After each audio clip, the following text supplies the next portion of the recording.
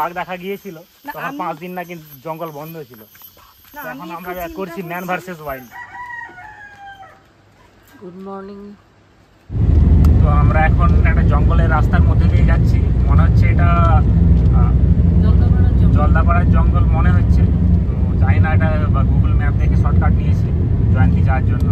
তো একটা খুব বাজে ব্যাপার হয়ে গেছে কি, ভুটানে ঢোকার পর এত লেট হয়ে গেছে আসতে যে আমাদের 3টেতে জঙ্গল সাফারি ছিল, সেটা মনে হচ্ছে আর পারবো না, কারণ 3:15 জঙ্গলের গেট বন্ধ হয়ে যায়। তো দেখা যাক কি হয়। এখন যা টাইম দেখাচ্ছে আমরা পৌঁছাবো 3:46, কিন্তু 3:15 গেট বন্ধ হয়। তো আর মনে হচ্ছে ওটা আর হবে না এই ট্রিপে। নেক্সট বার যদি আসি তখন দেখাবো। আমরা এখন জয়ন্তী বক্সারে চলে এসেছি, আর আমাদের গাড়ি হচ্ছে যে এটা। এখন জঙ্গল সাফারির জন্য যাচ্ছি, আগে থেকে বুক করে রেখেছিলাম। আর দুর্ধর্ষ মাথা যন্ত্রণা হচ্ছে। আর আপনার সবাই এখন রেডি, আর আমাদের যে গাইড এখনো সে ওই চেকপোস্টের কাছে উঠবে। আর এটা আমাদের এখন ড্রাইভার দাদা। 1.5 ঘন্টা তো মোটামুটি আমরা আবার বেরিয়ে পড়েছি। জাস্ট এই ফিরলাম, অনেক লেটও হয়ে গেছে, জাস্ট একটা টাইম সেম। আজকে লাঞ্চ এখনো হয়নি, লাঞ্চ ফিরে এসে করবো। এখন বিস্কিট নিয়ে চলে যাবো। ওকে, ফিরে এবার জঙ্গলে আবার দেখা হবে। তো আমরা অলরেডি জঙ্গল সাফারিতে চলে এসেছি, ঢুকে পড়েছি। কি বলবো, গাড়ি থেকে নামা যাবে না? না, গাড়ি থেকে নামবো না। জঙ্গল সাফারি স্টার্ট। তো সিধা সব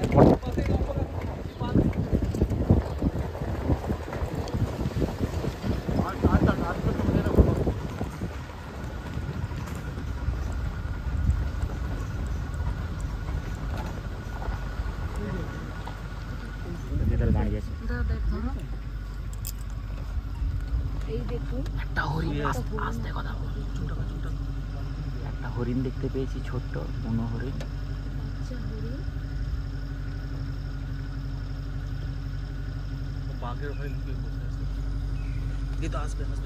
একদম কোর জঙ্গলে এসে গেছি।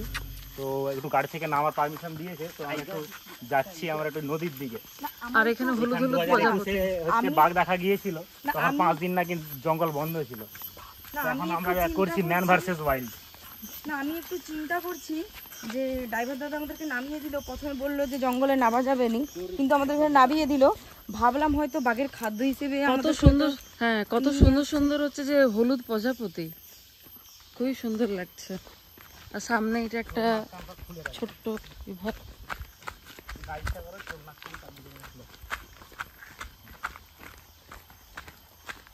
এই কথাটা কিন্তু ইয়েও বলেছে, থাপা ভাইয়াও বলেছিল, দাদা ভাইয়া, যে ওরা দেখছে আমাদের, কিন্তু আমরা ওদেরকে দেখতে।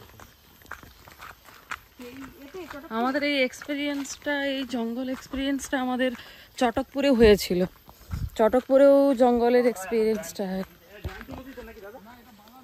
বালারি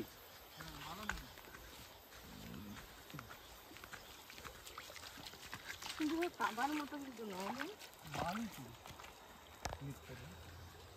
বালুর উপরে পড়ি, জল খেয়ে পালিয়ে যায়।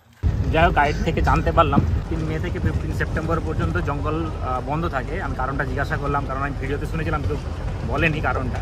তো কারণটা হলো ওই সময়টা ওদের ব্রিডিং টাইম থাকে, তো যাতে না ওনাদের কোনো ডিস্টার্ব হয়, তাই জন্য জঙ্গল বন্ধ রাখা হয়। তারপর থেকে আবার অ্যাজ ইট ইজ যেমন সাফারি টাফারি সব কিছু চালু হয়ে যায়। আমাদের জঙ্গল সাফারি শেষ হয়ে গেল, আমরা আবার হোমস্টেতে চলে এসেছি।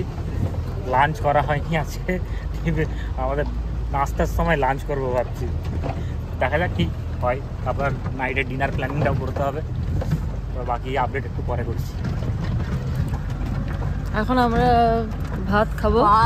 কি সুন্দর আর হাওয়াটা। এইটা হচ্ছে যে আমাদের হোমস্টের সামনের ভিউটা। আমাদের হোমস্টে হচ্ছে যে হোমস্টে এরকম। এই আমাদের গাড়ি এখানে পার্ক করা হয়েছে।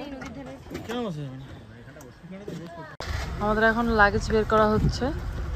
আর আমাদের হোমস্টে হচ্ছে যে এটা, আর হোমস্টের উল্টো দিকের জায়গাটা এটা।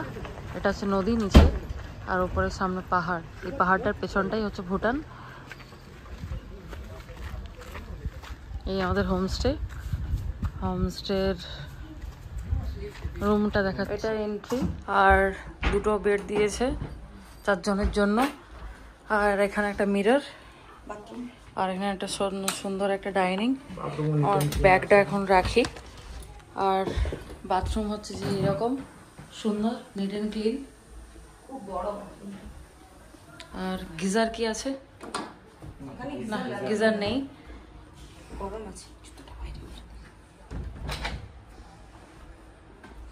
এই হচ্ছে রুমের আমাদের আজকের দিনের স্টে। আর সামনে এইরকম পাহাড়, আর সামনে আমার গাড়ি, সামনে এরকম নদী, আর এইরকম হোমস্টে। যাই হোক, একটু ফ্রেশ হলাম। জাস্ট হোমস্টে থেকে এই যে এখানে টেবিল, সামনে পাহাড়, নদী, এত সুন্দর লাগছে, মানে বলার কিছু নেই, জাস্ট মনোরম পরিবেশ। আর এখানে হচ্ছে যে মানে একটা 4টা না 5টা বাজে, 5টা প্লাস। এখন করবো লাঞ্চ। এখন অলমোস্ট 5টা 5, আর আমরা এখন লাঞ্চ করব।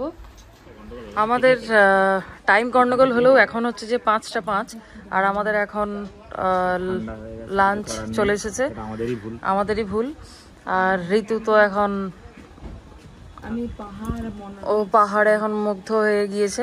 আমাদের চলে এসছে ভাত, আলু ভাজা, ডাল, আর একটা ডাঁটার চচ্চড়ি। হ্যাঁ, আমি আর সময় নষ্ট করতে পারছি না। এত সুন্দর সামনে ভিউ আর এইরকম খাবার পরিবেশ, ভাবি কি বলছো? খুব সুন্দর লাগছে। এটা আমি আশাও করেছিলাম যে এরকম করবো, জিনিসটাকে করতে পারে। একদম মোটামুটি ভেবেছিলাম যে আমাদের সাফারিটা হবেই না, কিন্তু আশা ছেড়েই দিয়েছিলাম আমরা। সবাই বজরংবলীর কৃপা, সাফারির আশাটা আমরা মহাদেবের কৃপা। আচ্ছা, তাড়াতাড়ি খেয়ে নাও। তাড়াতাড়ি খেয়ে নিয়ে ভাবছি একটু নদীর দিকটায় যাবো। মানে অ্যাকচুয়ালি এখানটা জল নেই, ওখানটাতে একটু বেশি জল, মানে খরস্রোতটা ওই দিক দিয়ে যাচ্ছে, ওখানটায় যাবো না। আর এখানে আমাদের গাড়ি পার্ক করা আছে। মানে আর্লি মর্নিং বেরোবো, কালকে ঝালং যাওয়ার আছে, তো তাড়াতাড়ি একটু দেখে নেবো, সন্ধ্যা হয়ে যাবে না করে। আর আমাদের মাছটা আসছে, তো আমরা খাওয়া স্টার্ট করছি। সামনে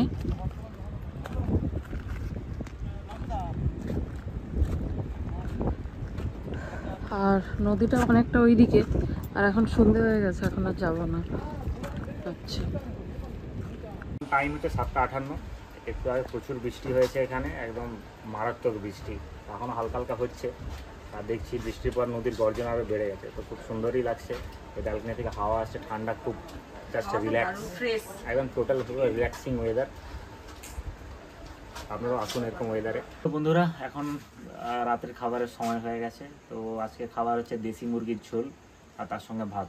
তো জেনারেলি এটা ব্রয়লার মুরগি হয়, তো আজকে আমরা একটু রিকোয়েস্ট করেছিলাম দেশি মুরগি করার জন্য, তার জন্য একটু অ্যামাউন্ট আপনাকে পেমেন্ট করতে হবে। তো দেশি মুরগিটাই অবভিয়াসলি সবার জন্য সেটাই প্রেফারেবল। তো দেখুন খাবারটা কেমন দিয়েছে। এখনো চিকেনটা এখনো দেয়নি, ওটা আসছে। হ্যাঁ, একটা পটল আলুর তরকারি, আলু ভাজা, ডাল। আমাদের বার্থডে গাল, পটল আলুর তরকারি, আলু ভাজা, ডাল, বার্থডে গাল, বার্থডে স্পেশাল খাওয়া দাওয়া। হ্যাঁ, দেশি মুরগি। দেশি মুরগি নিজেরা দেখে গিয়ে মুরগি চুজ করে দাদাকে বলে আসা হয়েছে যে দাদা এই মুরগিটাই রান্না করবেন, তো সেই মতোই তারা ব্যবস্থা করে দিয়েছে। উঠতে পারে ওরা? আচ্ছা, উঠতে পারে। আচ্ছা, এদের দেশি চিকেন, ওই লেগ পিস দিয়েছে আমাকে বার্থডে গার্ল বলে। আর এটা সেই দেশি চিকেন ওদের। গুড মর্নিং বন্ধুরা। তো এই আমার হোমস্টে, আর তার সামনেই এইরকম ঘুম থেকে উঠেই এত সুন্দর পাহাড়, সূর্য উদয়, মানে এক কথা অসাধারণ, সত্যি অসাধারণ লাগছে।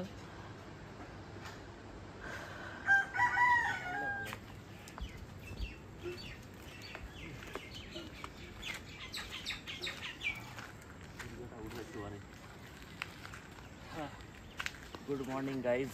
আজকে 9 তারিখ, এখন 6টা 2। একটু তাড়াতাড়ি ঘুম থেকে উঠে পড়েছি সানরাইজটা দেখবো বলে। ওই কোনটা দিয়ে সানরাইজ হয়। তো যাক, সকালের রূপটা তো আরও মারাত্মক লাগছে। সানরাইজটা হচ্ছে অলরেডি, খুব সুন্দর।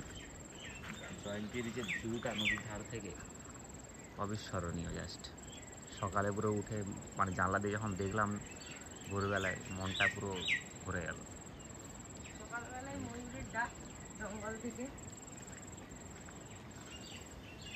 আর কি চাই জীবনে। তো আমরা একটু মেন নদীটার সাইডে যাব। নদীটা একদম ওই ধারে চলে গেছে এখান থেকে। ভরা বর্ষার সময় হয়তো এখান পর্যন্ত থাকে।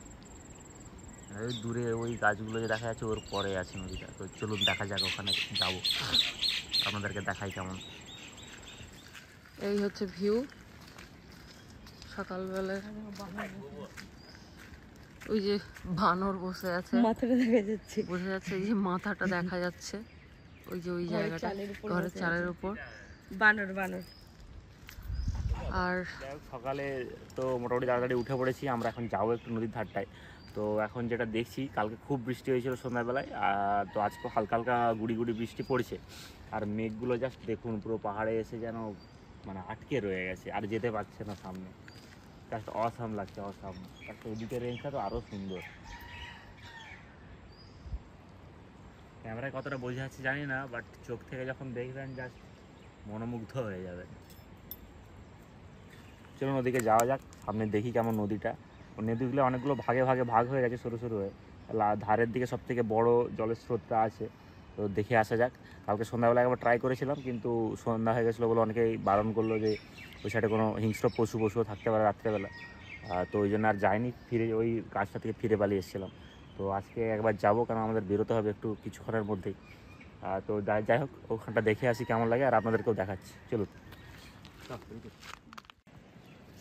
যাই হোক, মোটামুটি হাঁটছি, তো হালকা বৃষ্টি পড়ছিল, একটা ছাতাও নিয়ে রেখেছি সঙ্গে। আর যখন এখান থেকে হেঁটে যাবেন, ট্রাই করবেন কি শু পরে হাঁটার। চটি পরে হাঁটছি ঠিকই, কিন্তু যে কোনো মুহূর্তে পা স্লিপ করতে পারে, একদম পুরো আলগা পাথর। তো খুব সাবধানে যাবেন এটা দিয়ে। বাকি আর কোনো অসুবিধা নেই। সকালে কিছুটা দেখে চলে যাবে।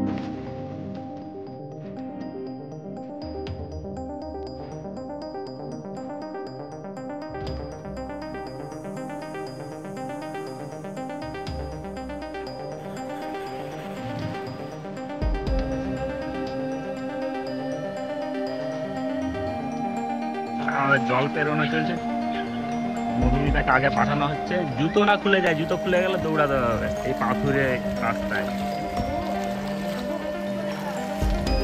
বুঝতে পারছো তো, এখানে জল হাইটে বাড়ে না, এখানে স্রোতে বাড়ে। তো ভিউটা, সূর্যটা যত উঠছে, ভিউটা আরো একদম এত সুন্দর হয়ে উঠছে আস্তে আস্তে। ও ভাই,